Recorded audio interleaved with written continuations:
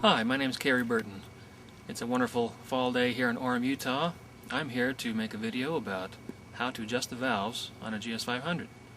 First, you have to start with the seat.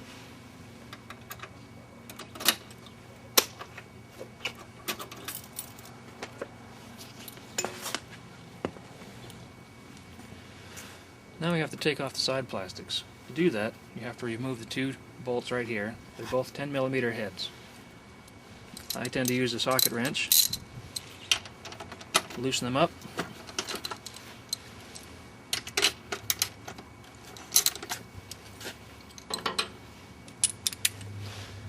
and I just take them off.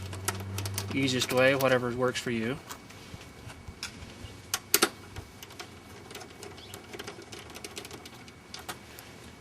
Like so. Before they'll actually come off, the side plastics, you have to pull the mounting things from the grommets underneath. There are 3 of them on each side, one in the front, one in the middle, one in the back. Once you've done that, move the plastics down a little bit. The whole idea is to get to this mounting bolt here on both sides. That's what holds the gas tank on. That happens to be a 12mm bolt. So I'll loosen that up.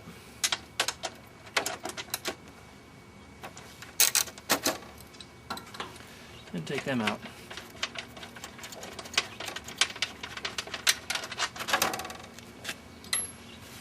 Now we'll change angles so you can see how I get the hoses off the fuel tank.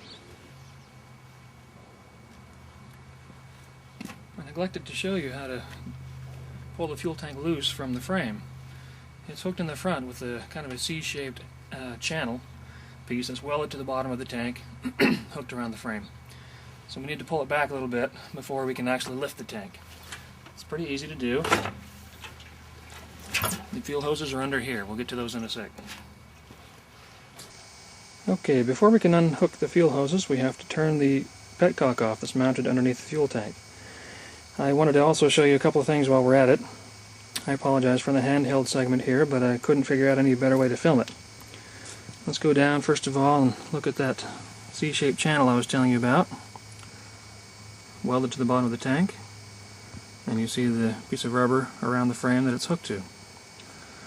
Now let's go back, and let's see if I can find a good angle here. And that fuel-mounted petcock is right there. That's what we need to turn off before we can remove the fuel hoses. Okay, and that's better. For whatever reason, they mounted this drain spout directly in line with the petcock, which is kind of silly if you ask me.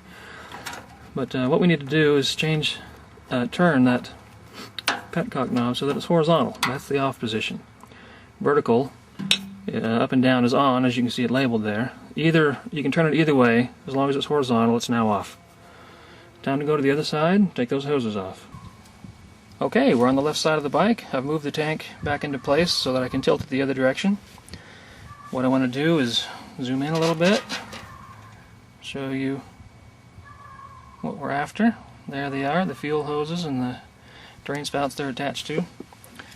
I don't know how well this is going to go on video with me doing everything myself, but the idea is that we loosen up the hose clamps, move them down, and if you need to, at the same time, you can lever down with the screwdriver. The first couple times that I've done this, I found that the hoses were pretty tight. And so to loosen them up, that's what I did with the screwdriver. Okay, first item is to get this hose clamp all the way off of there. Pardon me for a second. There, you can see the bulge in the hose right there, in this area. That's the end of the downspout, the outlet where it flanges out a little bit. Well, we could get that first one off right now. This, by the way, is the reserve hose. It's labeled such on the petcock itself.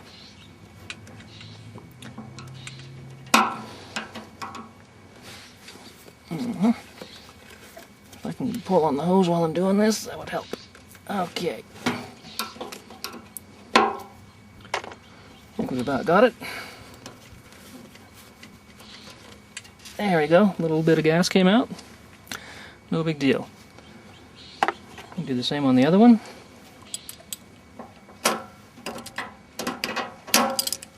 You kind of need 3 hands, or else a helper, or some way to keep the tank tilted up. There. Hope I didn't cover that too badly. So I've got that hose clamp off. Can move it down the hose, that would help, but it's off of the outlet. And this is the tube for the on hose. Again, I like to use the screwdriver. Because if you just pull on the hose, sorry, if you just pull on the hose, it tends to tighten up around that bulge in the tube. So I like to push down on the top of the hose, which doesn't cause any expansion, while I'm pulling down on the hose itself. Okay, a little more gas we're going to get. No problem. That's okay. Alright, the last thing we need for the tank is to get rid of that drain hose mentioned before. I guess I'll have to zoom out for that. The last step in taking the tank off is removing that drain hose, which we saw from the other side. That hose is what takes care of any fuel extra fuel that's gotten around the filler cap, and it drains through a hole, through a tube inside the gas tank, out that hose and down by your right foot peg. Okay, so let me zoom out a little more. I'm going to back up here even.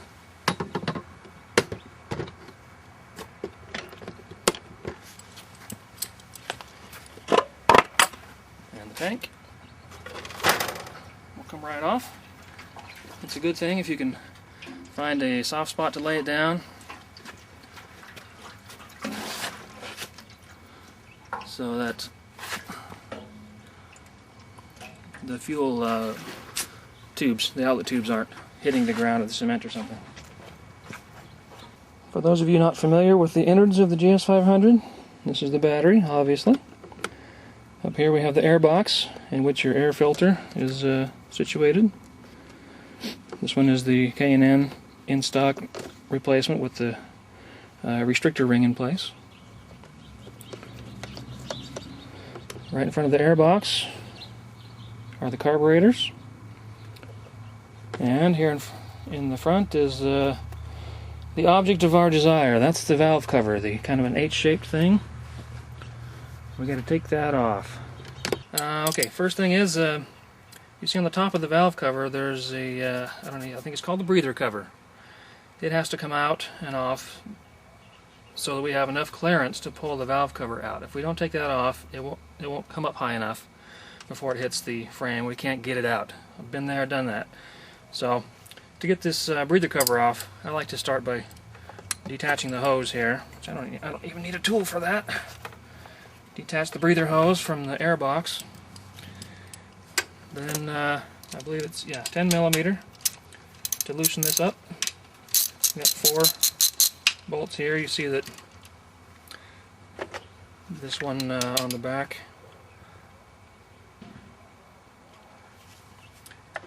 holds the choke cable in place. So as that one comes off, you just make sure that you keep everything organized. Got 2 more up here.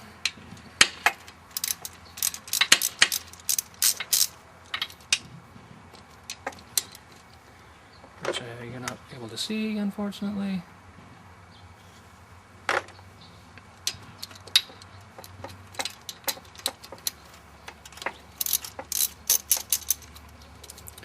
Now I go to my standard trick of getting the tool out of my way so I can do what I need to do. Loosen those up.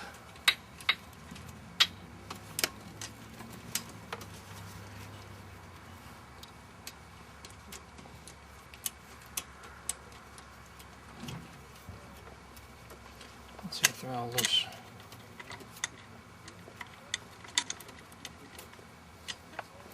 And I'll be back when I get this ready to come off. Okay, bolts are all out. Simple matter of pulling the breather cover out. See, it's got a cute little Brillo pad in there. That's just, it belongs. It's not a foreign body or anything. To take the valve cover off, we need to remove 6 bolts, each of which use a 6mm Allen wrench. So I will start on that, and then I'll probably turn the camera off until I get them all removed, and we're ready to pull the valve cover off. Okay? Okay, I've got all the bolts out. They're 2 different sizes, by the way. We have 4 of these big ones and 2 smaller ones. I just wanted to show you that as they come out, some of them come out with the O-ring on the bolt, and some of them the O-ring stays on the valve cover. One of the O-rings had been destroyed in the front, and luckily I've got a set of 4 extras, so I'll be putting that one in, one of those 4 in as I put it all back together. The next problem here is that you need to get the cables out of the way. Now on my bike, I've put in some handlebar risers, and which forced me to route the cables around out from between the forks. So these cables actually have more slack than they will on most stock bikes. On stock bikes you may have to remove the choke cable and the throttle cable so that they're not in the way. Otherwise, it's kind of like a spider web. The valve cover gets hung up in it, and it just can't make its way out of the frame. Again, I've got enough slack, I think, so I should be able to finagle it out of here. I really should have gotten rid of the spark plug wires before I started. With those out of the way, aha, there we go. I wanted you to see on top this breather cover gasket thingy. It's all wet with oil. That's normal. It's a little wetter than I've seen it, but not too bad. And you can see on this front corner the piece of O-ring I was telling you about, and there's evidence of oil coming out of there. Oops. You can see that compared to the other side. So I'll be replacing that O-ring, and that should take care of the leak. One other thing I forgot to mention. On the bottom you'll see we have a gasket that goes all the way around the valve cover. You see down inside the groove it's black. That's because I put in some gasket sealant the first time, well, my second time around doing this. I put it in the groove, not on the bottom of the gasket. You don't want the gasket, at least I don't want the gasket to be stuck to the to the valve area there, or else you'll never get this cover back off again. So I put some gasket sealer in the groove, got the gasket to stick to that. You see, otherwise it's fairly flat, this gasket, on the bottom side. So it tends to stay with the valve cover rather than staying with the engine. And that's, in my book, very much preferable. Okay, hang on.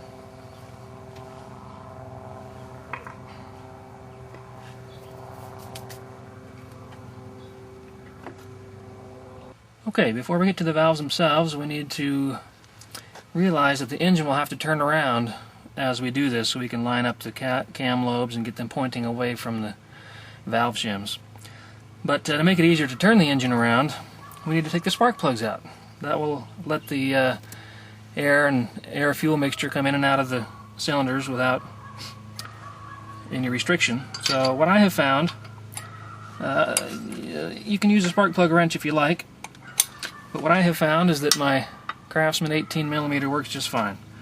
Fits these plugs just great, and all you have to do is loosen them. You can take them out the rest of the way with your hand. Well, I waited for the airplanes and helicopters to go by, but the dogs and the lawnmowers aren't being quite as accommodating.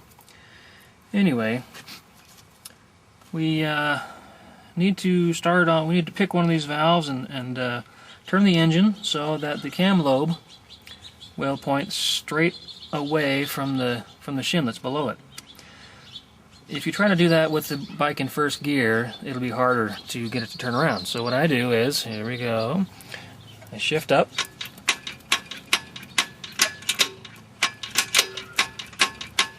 if I can, into 6th gear.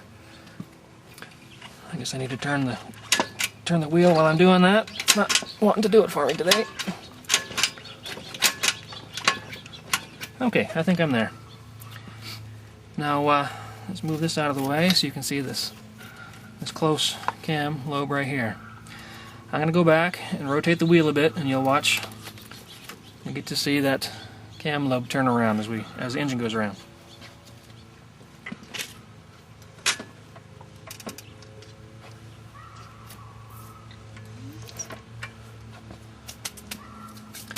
And that is enough. You see it's pointing directly, almost directly away from the shim that's below it. It's not really a vertical angle.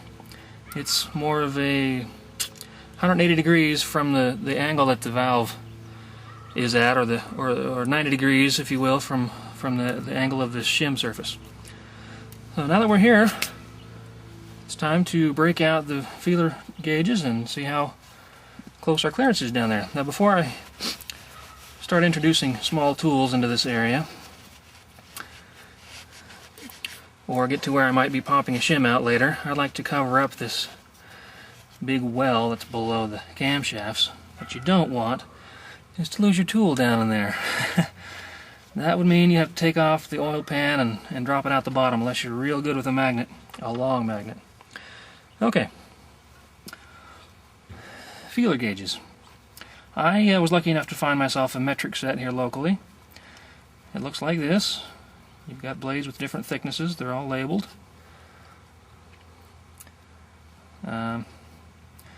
What I like to do, the clearance that we're after is 0.03 millimeters to 0.08 millimeters. This set doesn't go down quite that far, but what I like to do is to remove the blades that I'm going to be using from that set. You can leave them in if you like, but it's hard to get around in here with the whole set of blades. So turn this one over. This is my 0.04. Okay, so I've got ready to go here. 0.04, 0.05, 06, 07, and 08. I guess you can't see that, but I tried. That's as good as we're going to get. So I'm going to try the 0.08 and just see if that'll fit in. So there it is. And what I'm going to do is put it in between the shim and the cam lobe, and what do you know, it doesn't fit. So my clearance is less than 0.08. I'm just going to drop down a couple sizes and save some time, hopefully. Go to the 0.06, see if that'll fit. I can push it in there, but it doesn't really want to go. Notice I clean these off as I go. I'm going to try the 0.05 millimeter now, and that one goes in okay. Doesn't have any problem going in or out. And when it comes out, did you see that time? It had scraped the oil clean off of there, right down in the middle. So that's just about right. That's at 0.05. That's right in the middle of the range. That's great. Next step, you turn the engine a little bit so that this cam lobe will point straight away from the shim, or as close as you can get. And we'll try to measure that one.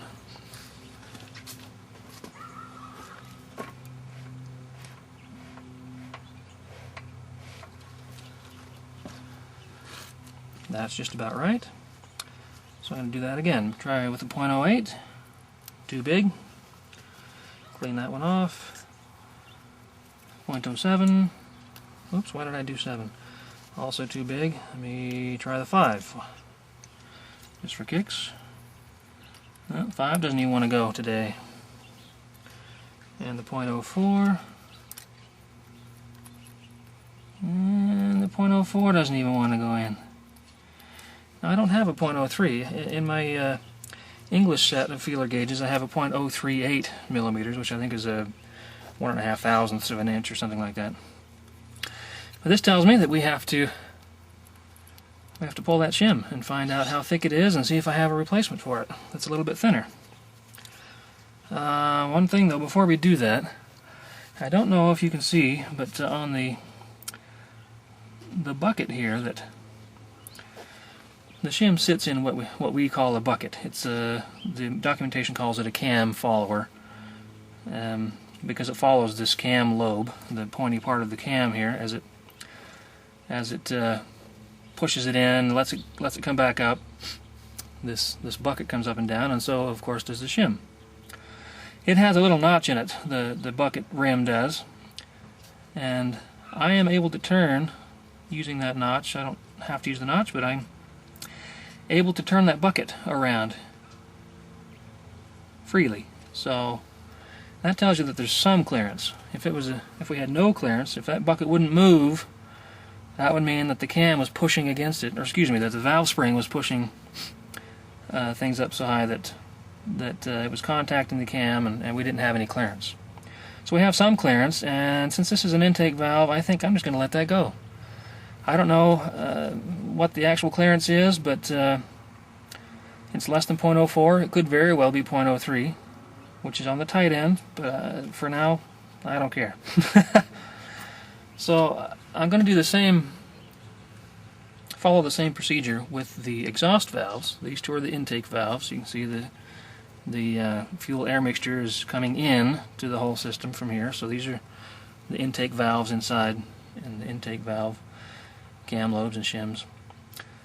I'm going to move up, probably turn the camera off and go up and check the exhaust valve clearances and see what I find. Well, it turned out that my left front exhaust valve was fine, had about 0.07 millimeters of clearance, but my right exhaust valve is tighter than 0.04, so I'll need to pop that out and see what I can do about it. But since it's going to be so hard to film that, I thought I would show you instead how you would replace a shim on one of the intake valves. As you recall, this one was tight as well. I don't know if you can see that notch in the bucket now that I've moved the camera, but you can see the bucket can move around. You want to get that notch in a good place so that once we've pushed the bucket down, we can hopefully pop the shim up a little bit using the edge inside of there. Alright, so the idea, if you happen to have a tool, that's great. If you don't, there are other methods, but what I've got here is a valve shim tool. I bought it from Dennis Kirk for, I think it was $33 or so. And the idea behind this tool, see if I can get it where we can look at it. The larger diameter here, the larger radius, I guess I should say, will push down on the edge of the bucket rim, okay? That will theoretically leave the shim free to rise up, to pop out of there. Let me show you, maybe I'll talk through it as we go. The idea is that you slip the shim tool in here. You want to get this edge here up against the edge of the shim, actually, but so that this radius will push down on the bucket, okay, and not on the shim. So get in there. You notice I'm doing it from the inside of the engine, in between the cylinders. This tool handle is going between the cylinder areas. And then, now you see I blew it. I pushed down wrong or at an angle or something. So I got the edge up against the shim. I rotate down. That's as far as I dare go before I risk another pop. Let's try it again.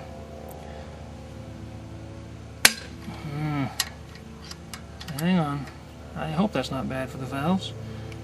Might be bad for... I just did a good one too with the camera off. Okay.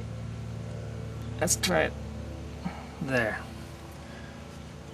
Unfortunately my bucket has rotated on me, but the shim now turns freely still, even though the bucket is clamped into place. So let's see if I have any hope of getting that shim out of there. I don't have a small enough screwdriver. Really. I have smaller ones, but they're in the house. I should probably go get them, huh? just need to get it. There we go. It popped up a little bit and fell back down. For just such occasions, I have a little pen-sized magnetic pickup tool. Sometimes I get lucky. If I stick it down there, the shim is attracted to it, and up everything comes together. Come on, come on. Okay, so the magnetic tool has a hold of it, but the shim doesn't want to move. Maybe we can convince it by pushing from the back with the screwdriver. I'm not sure that it's up high enough yet. We might have to push down on the shim tool a little more. Here's open.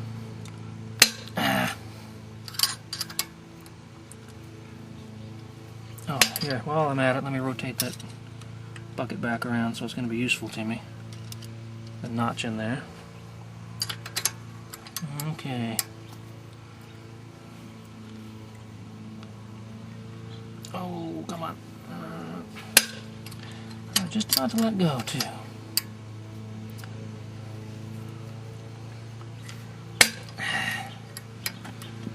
If I do this head on so I can see what I'm doing. Rats. Now you see why some people go the toolless method and they don't use this tool at all. We can talk about that maybe before we're done, but when this thing works, it works very well. Now it doesn't. There we go. I really don't know why that's popping off of there. I'm sure it's my technique.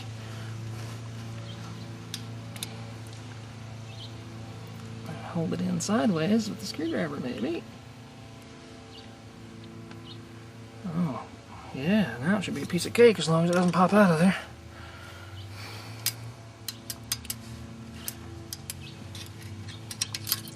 So, Mr. Shim,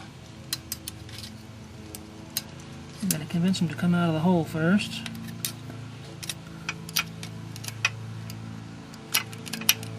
For which, again, I wish I had my little jewels or screwdrivers.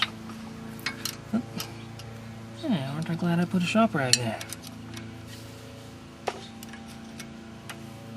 Let's see. You know what? I think I'll use my knife blade. That should work as well as any screwdriver. You don't need much pressure, you just need a gap. There. So once again with the magnetic tool, pickup tool thingy. Ah, that's what we're after. And there's Mr. Shim. What I want to do is clean that off. Put my magnetic tool down.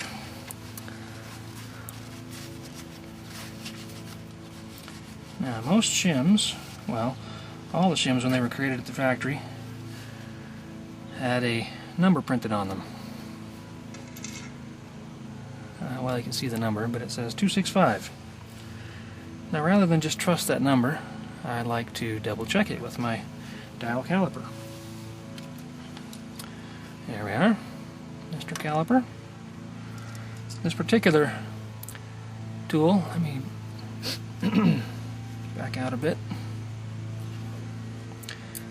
This particular tool, caliper, has both metric and English needles. It's a $20 unit I got from Harbor Freight. For this shim, I want to make sure that it's a 265 like it says. Again, I want to clean all the oil off of it so I don't measure the thickness of the oil film too. Let's see what we get. Put the shim in there. So we're using the red dial. Looks like it's 0.2 point. Let me think about this.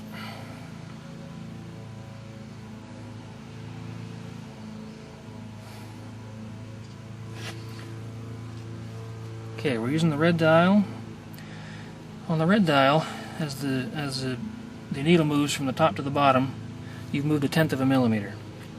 Each of the red markings is 2/100ths of a millimeter. So we got, what, 20 of the, let's see, 50 of those as you go from top to bottom. So at the moment, on the edge here, it says we've gone 2/10 already. Let me open that up so you can see what I'm talking about. The top here is metric, the bottom is English. So each of these tick marks here is 1 millimeter, I believe. Let's just double check that.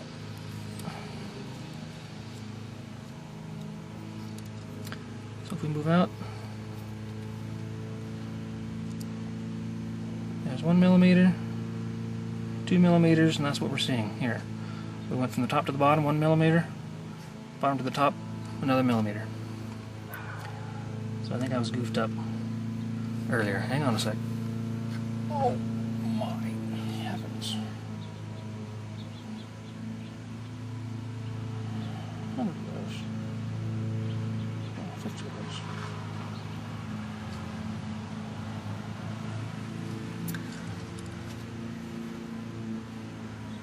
Okay, I misled you a while back. As the red needle goes from the top to the bottom, that's 1 millimeter. As it goes from the bottom to the top, 2 millimeters, 3, 4, 5, 6, 7, 8, 9, and 10. And sure enough, there's the 10 millimeter mark showing up. Okay, so back to where we were. Let's measure this shim again. We've got 2 lines showing, so 2 millimeters so far. That work? And then here, additional to the 2 millimeters, we've gone down 0.6. I'm going to call that 5. This is a 2.65 millimeters. Thick, like it says. Now, I have in my possession a set of shims that have come out of other bikes. The shim sizes go down by 0.05 millimeters. So you'll find a 265 that I took out. Here's another one from another bike. This one is not one you can buy, that you can order. You see, it's a 2-something-8. I believe it's a 268 that I've measured. That would have been a factory size, but not a catalog size. Sometimes those will come in very handy when you need an in-between size, because you're right on that 0.05 millimeter border. Anyway, I found one here that's here's a 260, very clearly labeled. What I'm going to do, of course, is measure that to make sure it's really 260 before I just drop it in. These things can wear. I don't know that I've ever experienced that myself, but okay, using our previous tutorial, we got 2 lines here is 2 millimeters, 0.6, and it looks to me like it's a little bit less than 260. I'd say 2.59 or so. So that looks good to me. Let's just pop that one in.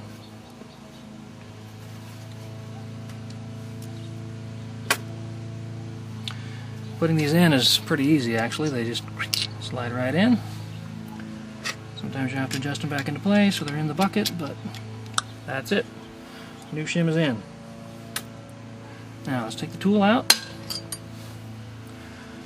Before we just measure with the feeler gauges again, I want to rotate the back wheel a few times so that the any film of oil that's underneath the shim will be squeezed out of place and won't contribute to the thickness measurement that we're going to get.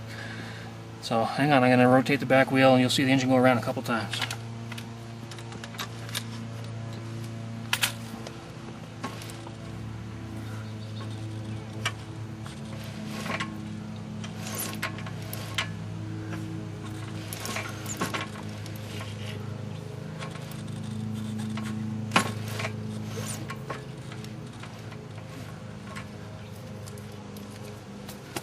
Okay, and the cam's pointing away from directly away from the shim surface. So let's see what we got. I'm going to start with 0.08 again. and that still does not want to go in, which can be a good thing. So that's not bad yet, but I'm hoping the .07 goes in, or else it was too tight before. It acts like it wants to go in, but it's not going to. .06, perfect. Okay, so really what's left to do here is tackle that front exhaust valve, swap it out, and then we'll come back and we can put everything back together. Oh, what the heck, I decided to do one more handheld shot so that you can see how this tool works. This is the exhaust valve that I'm having to work on. You can see down in there the edge of the cam follower, the bucket, and on top of that the shim, just inside of the rim. What I need to do is rest there. Sorry. Rest that spine part, if you will, of the tool on the edge of the cam follower, on the rim of that bucket. As I pull it down, see I'm not pushing on the shim with the tool, only the bucket. Down it comes. That just gives you the idea of how this works. Okay, hopefully that helps. Okay, what the heck, we'll try again now that the lawnmower's stopped. Get our valve shim tool in here, put it in place with the spine on the rim of the bucket. Pull it down, hope it doesn't pop out of place. I think that's all I can expect. And I did this wrong because I don't have that notch available to me. So let's see if I can spin the bucket around. I can a little bit. Not with my shirt. Okay, okay. It's coming. There it is. I don't know if you can see it, but there's a notch right there. Move it around where I can make use of it. Okay. Back to the valve tool. Shim tool.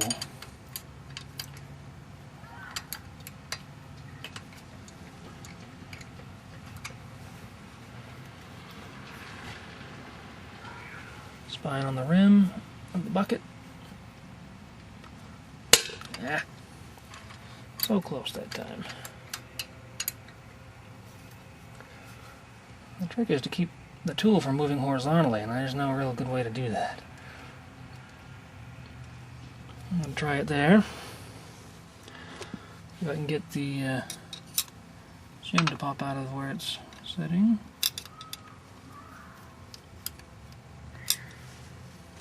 Again, my screwdriver is too thin.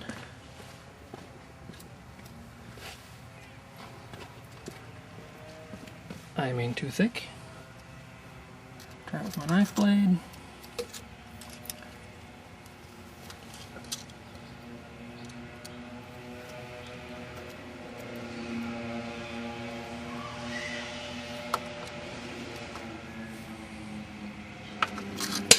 Oh! So we try again.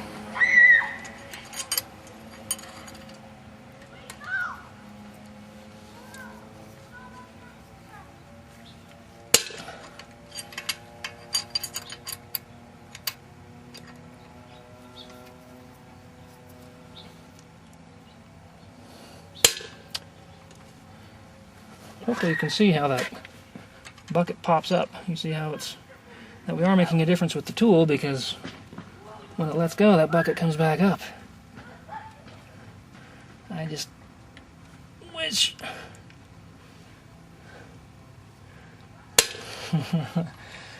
it would stay in there. So this doesn't make for a good video, but it does give you an idea of what you really go through with this tool anyway. And you see there's plenty of room between the shim and the cam lobe.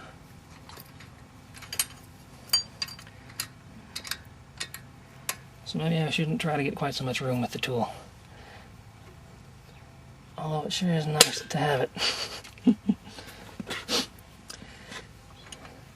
Mangel, my friend from GS Twin, when we worked on his bike, he used what he called Indian engineering, since he's from India. And we undid the bolts on the camshaft. He used a screwdriver to pry the end of the camshaft up. You know, not the cleanest way to do it, but it worked for us. Especially on these tight exhaust valves, you do what you have to do to get them out.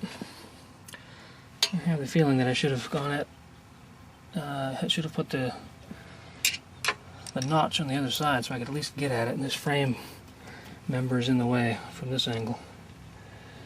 Well, maybe I'll just let it run, see what happens.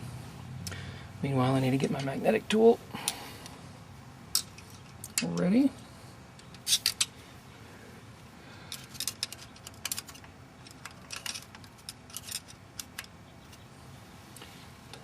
On the off chance that I ever get the shim to come out.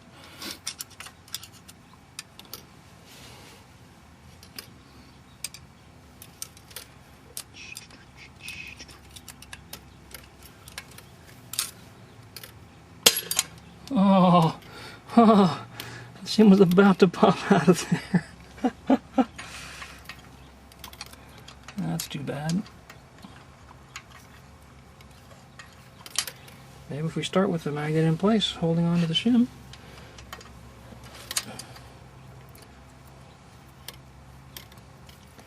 It'll keep the shim up. No, yeah, no. No, it's not that powerful. It's spinning the shim, but it's not pulling it out of its place.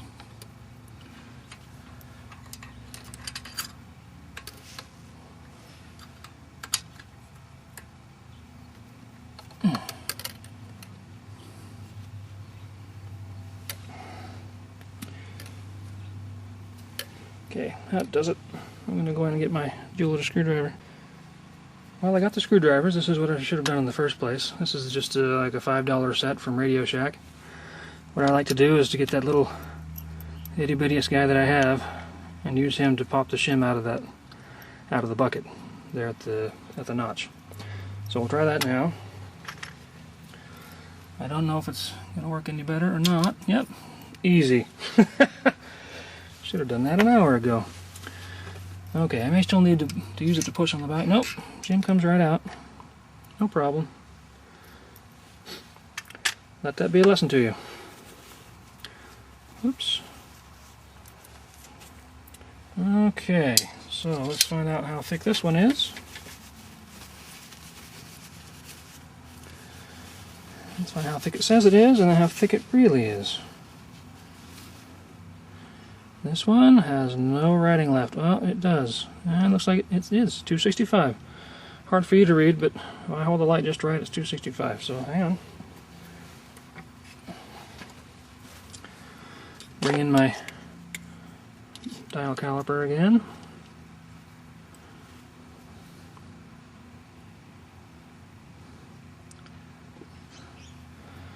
I got two lines showing here. 0.6. I'm going to call that not quite 5, 0.64 maybe. So from a 2.64 shim, let me find one of my 260s that I have sitting around.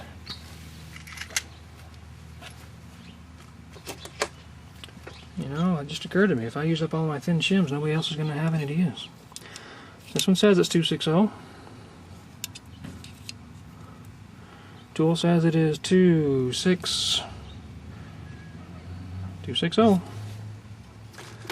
So I'm going to do the same thing here that I did before. Drop it into place. Make sure it sits in the bucket. It went too far, so I'm going to push it back up. Oh, and my tool's going to let go and I'm going to be stuck. Oh, darn. Come on, have a seat. Have a seat. I don't guess you're catching any of this, are you?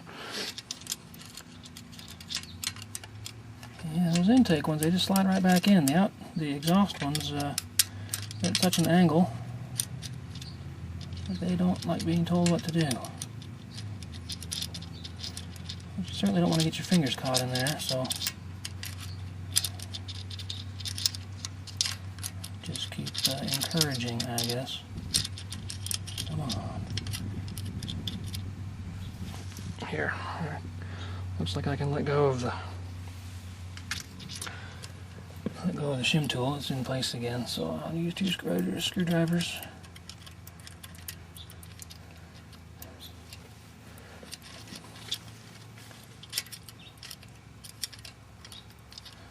I wonder if the shim tool is the problem. I bet it is. Yep. I think so. Yeah, there we go. Shim tool was a little bit too far over horizontally.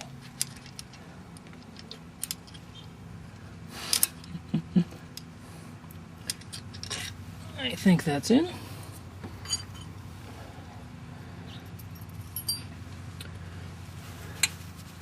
Let's rotate the engine using the back wheel and see.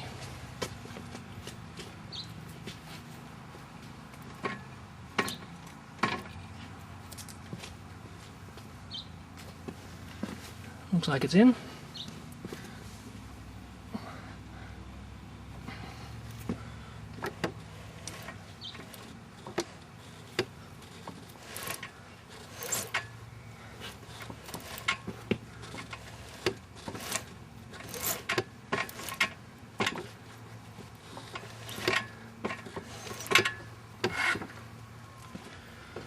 Now you just saw me turn the engine backwards a bit at the end, which is not necessarily a good thing to do, but since it kind of flumps over there at the end, I sometimes have no choice.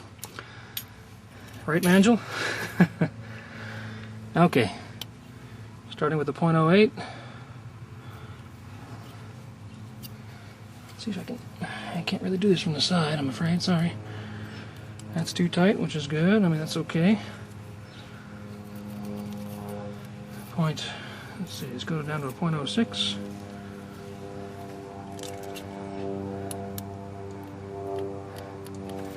That's still tight. This is not necessarily good. My thinnest one's 0.04. And that is still too tight. This is what I warn people about online, where just because your thinnest blade won't fit doesn't mean you know what the clearance is. I've gone down by 0.05 millimeters, I'm still too tight. So I gotta pop that one out and see if I have a thinner one, which I don't think I have.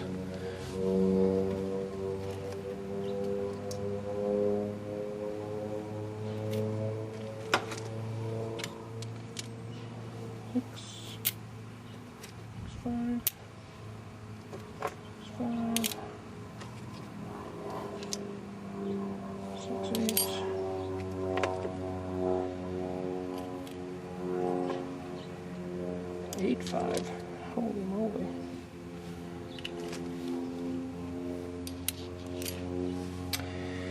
Okay, looks like I'm out of luck. All of my other shims are at least 260 or thicker. Going all the way up to a 285, so I'm going to have to leave the 260 in for now. And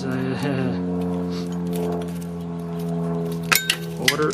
Actually, you know, I do have something I can do. I have the secret shim. That's an unfair comparison. Let's get a 265. I have a 265 shim and a 215 shim. That's the thinnest you can buy, thinnest you can order from Suzuki. You'll see what I've done here is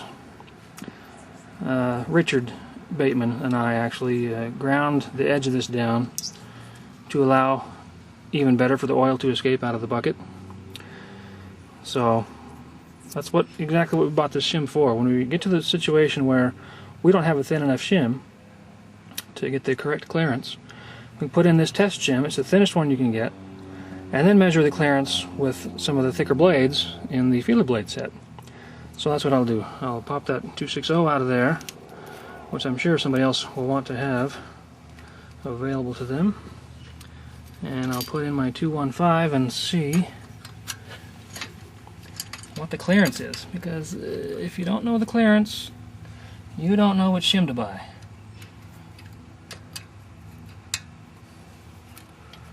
You're going to buy the wrong one or end up buying too many, more than you needed, because you didn't know the clearance in the first place.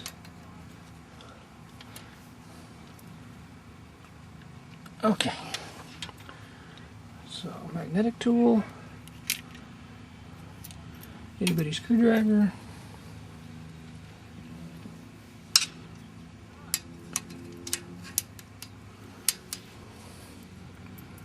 see if we can pop the shim out of there. Yeah, okay. Got it loose, pull it out. If you do it right, it's no big deal. You just need the right tools and the right clearance down there. Okay. Now, where did my little test shim go? Here it is. So, I need to put in the 215 shim. I'm going to put the screwdriver back there so I don't drop it too far so it doesn't go all the way through. And it did go too far anyway. Alright, now it's sitting against the edge of the bucket. So I'll ease the valve shim tool. I'll let go of the valve shim tool. Around goes the engine again. Get some of that oil out of there.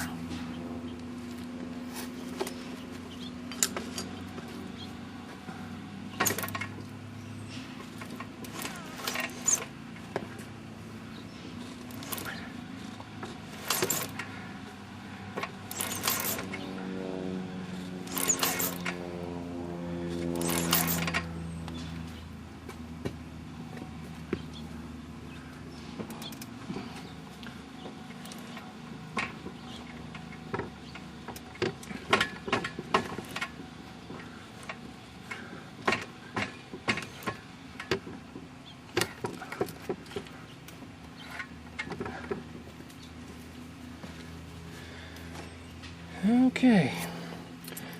Now since we just dropped by, by 1/2 millimeter, I'm going to see if I have me a 0.4 blade that I can add to my other blades. 0.5 will be too much. We dropped by 0.5, and if I just add that back in, we'll be back where we started. So I'm going to take the 4.5 blade out and use it in conjunction with some of my other ones.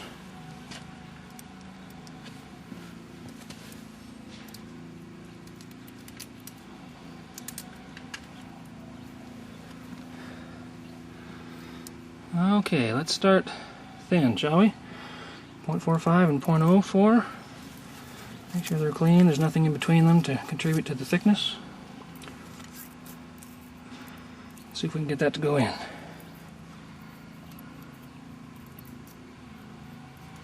That goes in okay.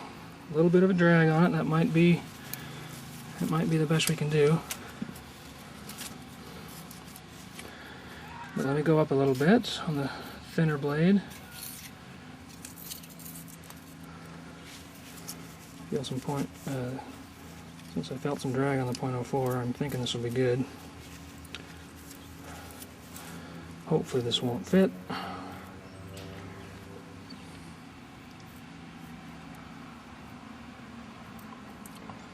Well, it does fit.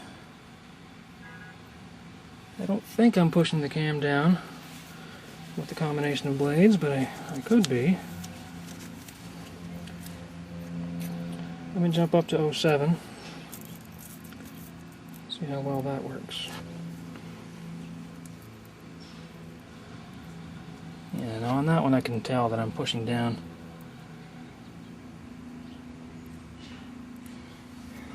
I'm pushing down and forcing the bucket down, which is not the way to measure clearance. Let me go back to my 4, 5, and 4 combination. Make sure they're clean again.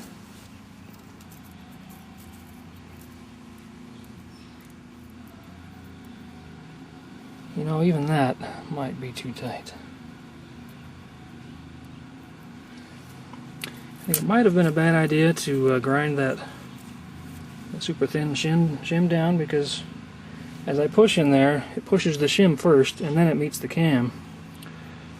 So I'm going to get my .40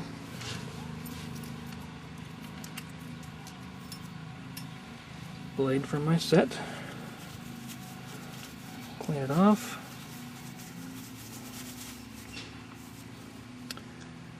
Okay, I'll start, take an educated guess, start with my 07 in conjunction. That'll give us .47. There's still some pressure on that. I'll drop down to a 5. So 0.45 now.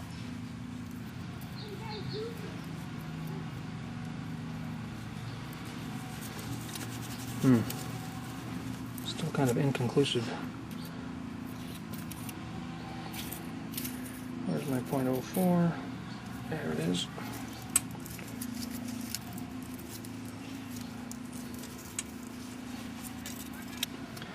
The tape ended on me.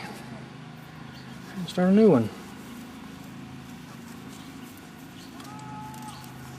So, I was about to try my .44 combination, which is the thinnest thin blade I have, but I can go down further on the other.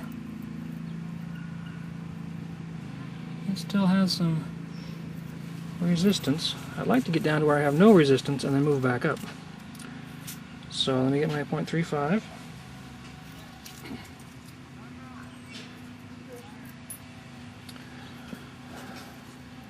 There it is.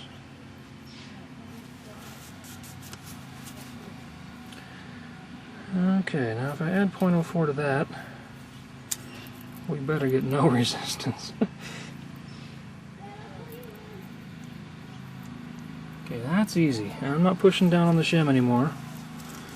I'm not displacing the bucket at all. So now I'm going to move up. Add my .07. Make sure it's clean on the end. I got some grit on there from my fingers.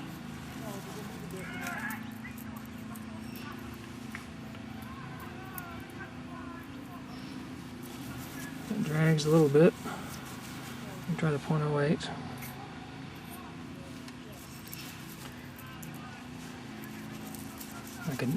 I guess I could get out of .09. .1 wouldn't do me any good because I've tried those already. That still feels good to me. Maybe I should have tried the .4 by itself. This is the .4 millimeter.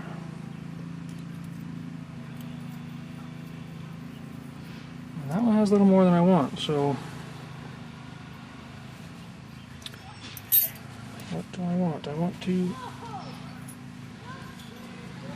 get out my .09 blade, which I don't normally even get out of the set.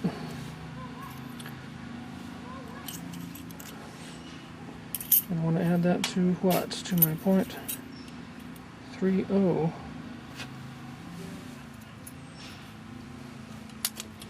There we are, .30, .09. Make sure they're cleaned off.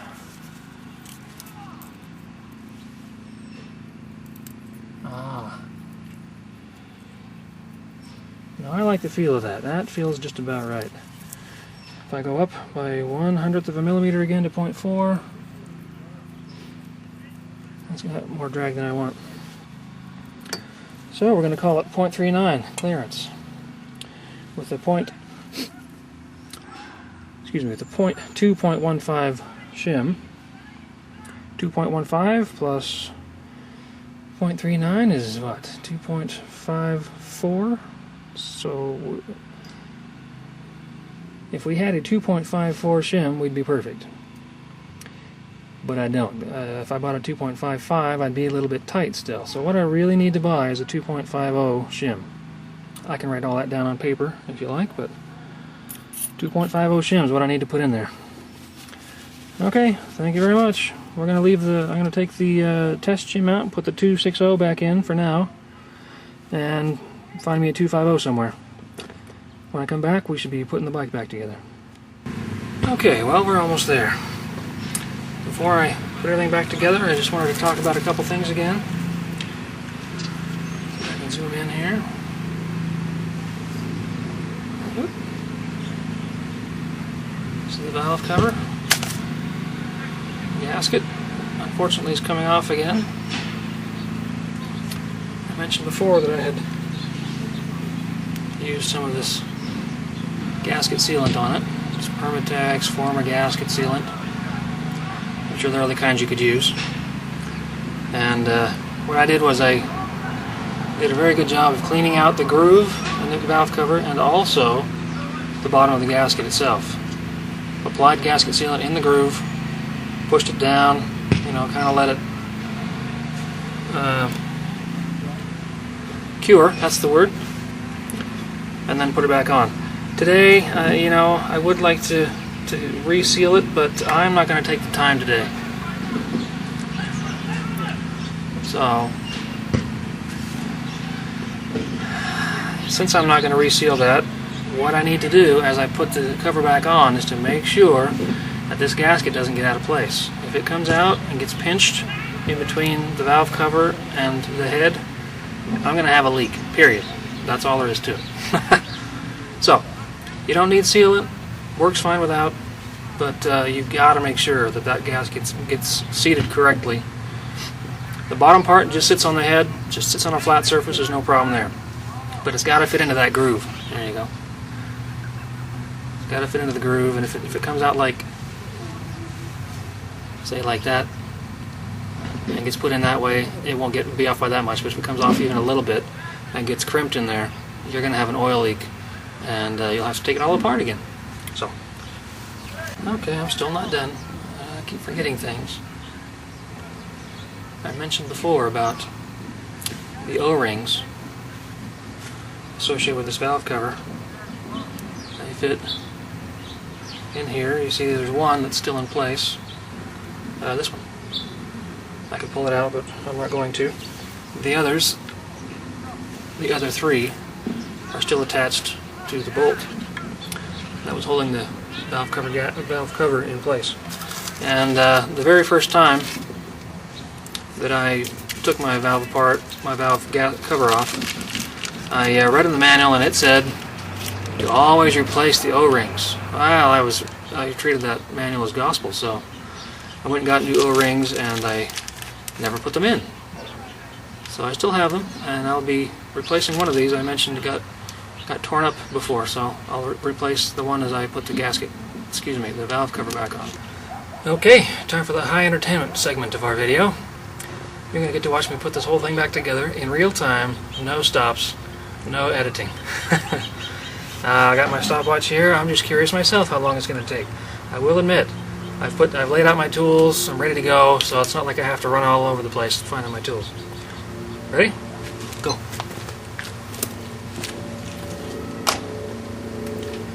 Take out the rags we had down here. Insert the valve cover. Make sure it's the right way around. There's only one way to put it in, but if you don't know which way that is at first, you'll waste the time and get mad at yourself.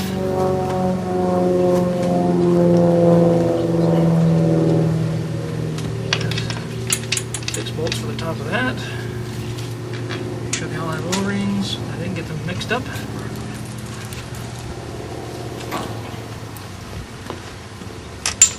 Oops. That's no good for my time.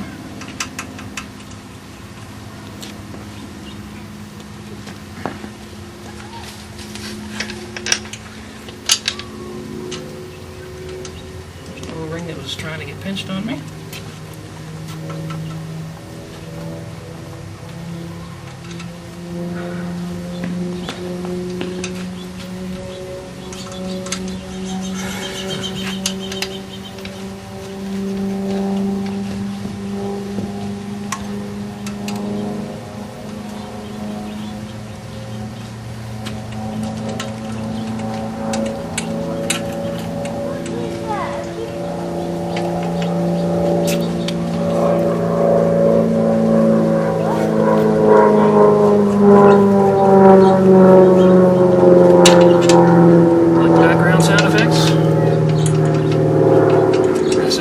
life.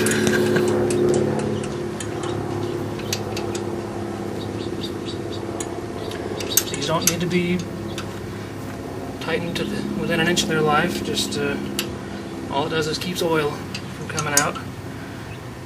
As long as it makes a good seal. You don't want to get loose on you necessarily going down the road, but just don't strip the threads. There's no need.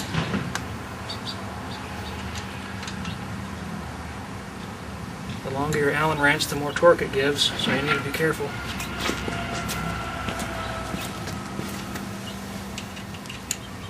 That you don't apply too much. Come on.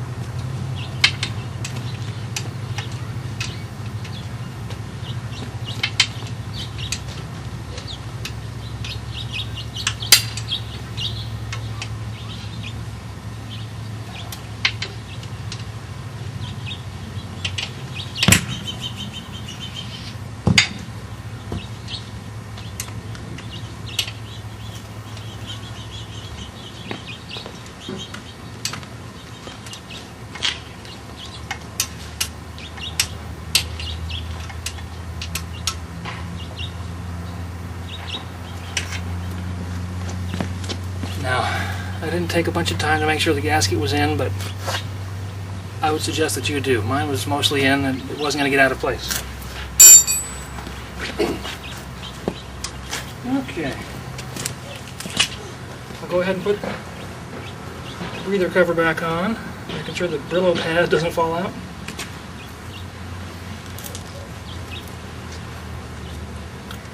Got 4 bolts.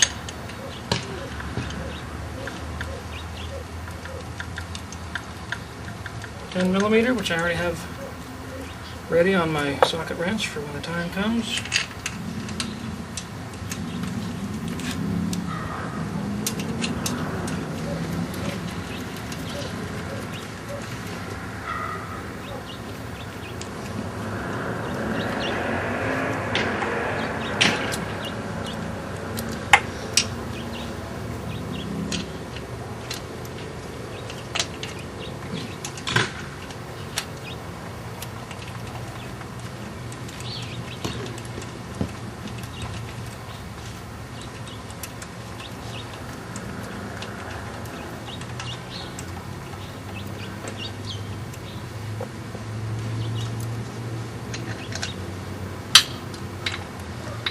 If you watch me forget something, let me know, will you?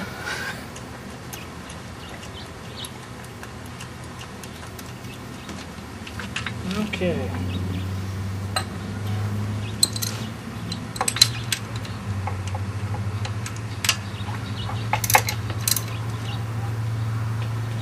Again, I'm not using a torque wrench here. These are just make sure they stay on. My facial expressions are not because I'm pushing real hard, they're because I'm trying not to push real hard.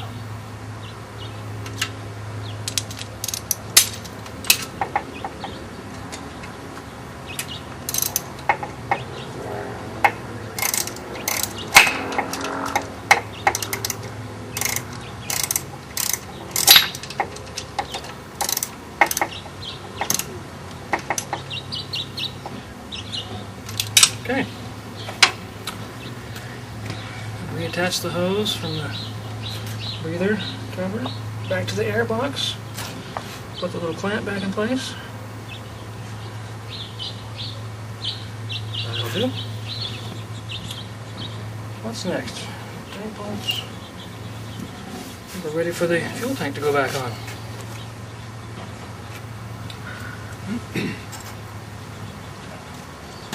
Almost. I forgot about this cable holder that was attached under one of the bolts that I just tightened down. Go ahead and put that back in place.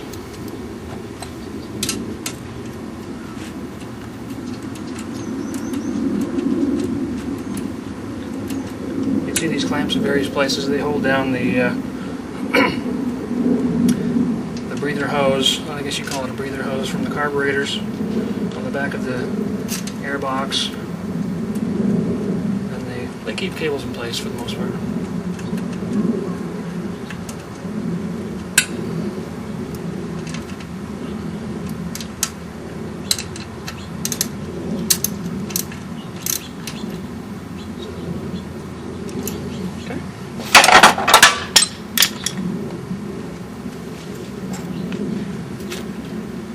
Tank back on.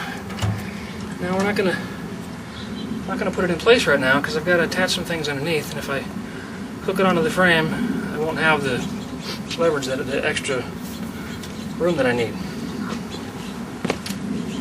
So I'm going to go ahead and attach the drain hose. It's in the center of the tank.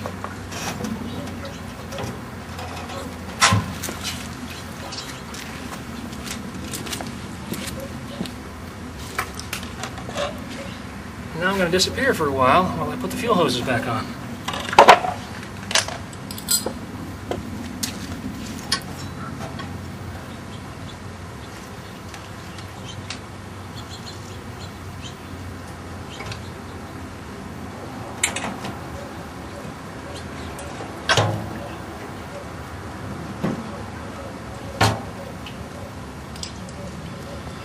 I recommend you mount the hose to the shorter tube first, because that gets things out of the way for the longer tube.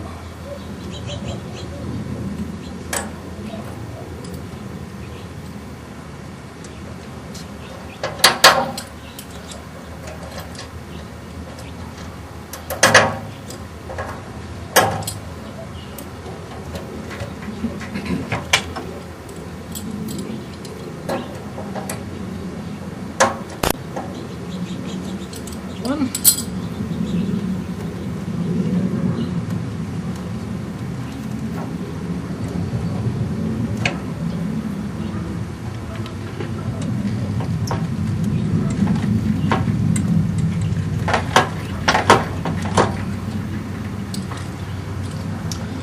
Second hose is on, doing the second clamp.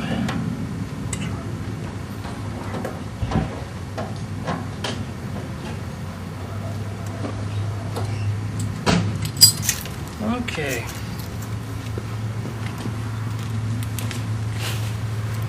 Now before you tighten the fuel tank down, turn on the fuel petcock underneath, or you'll have to take it apart again. Again, vertical is on.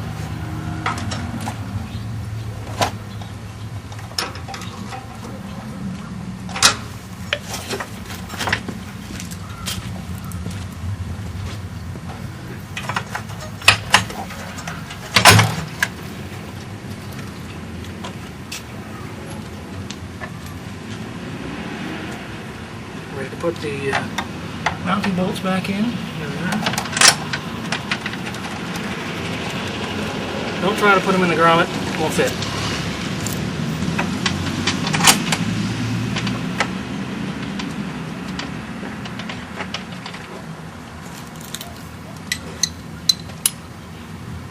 These are 12mm bolts.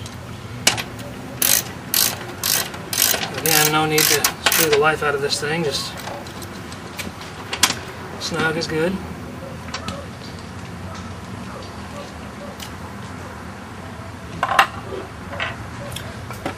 Before the seat goes back on, I gotta put the plastics back in place.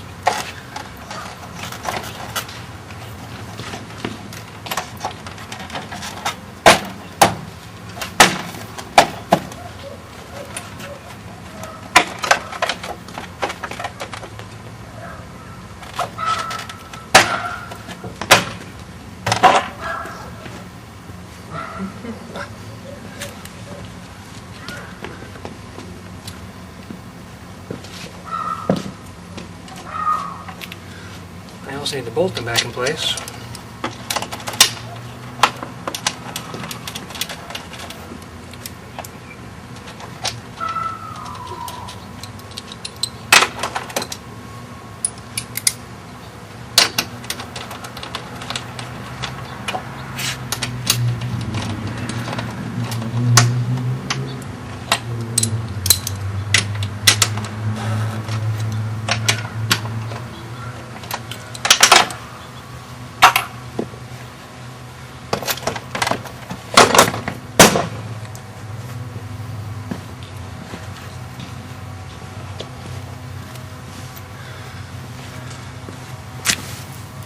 One last item, very important.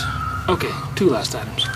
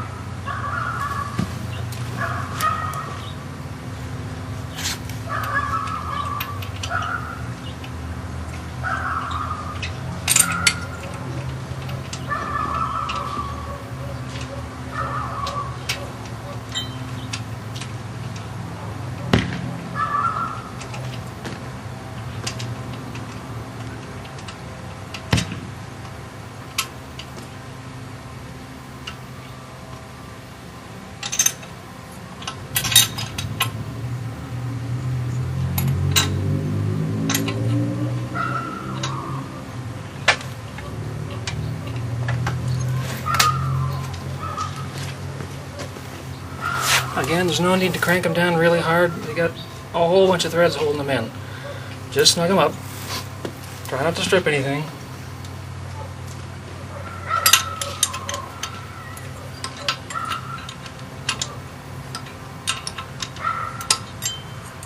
Still wasn't all the way in. Okay, maybe you can see this. Finger tight.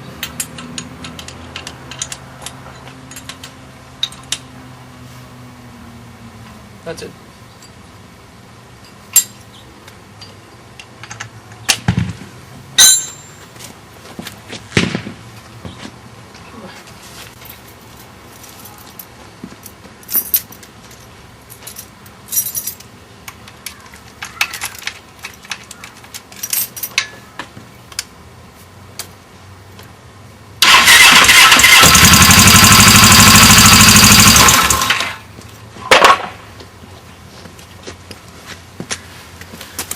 Well, I got it back together in 14 minutes.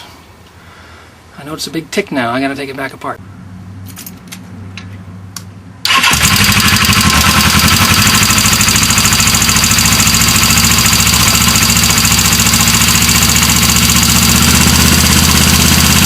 you guess what the tick is? I left the test shim in. Here's the 260 right here.